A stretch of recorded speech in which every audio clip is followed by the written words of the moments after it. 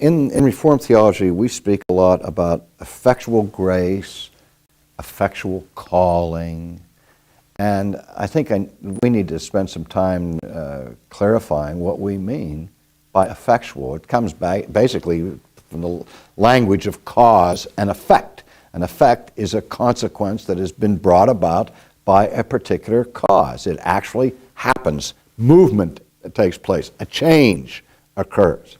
Now, the old Pelagian doctrine, Pelagius himself taught that man does not need grace to be saved. Every person has the power within himself to live a life of perfection, to live a life of righteousness. Grace helps, it facilitates salvation, but it's not necessary, and the church condemned that, of course.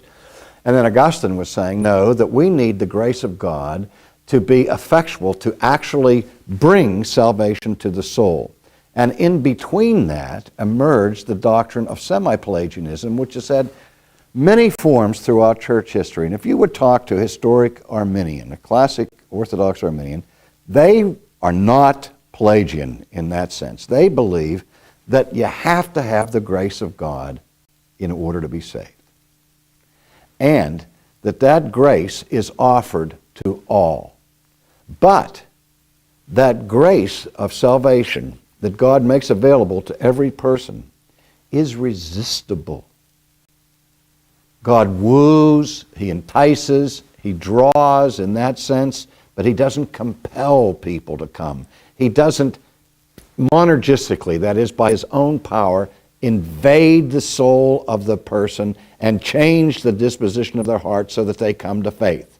God is still giving grace as a help, as an offer, which may or may not result in the person's conversion and salvation.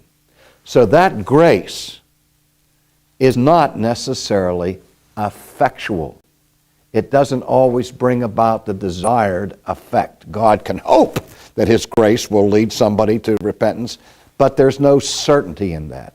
In the Reformed view, when we understand the grace of God, it's not that just God is outside of us wooing and enticing and it's all of that, or just giving us information, but He works inwardly on our souls, changes the disposition of our hearts and of our wills, and brings about the effect of faith.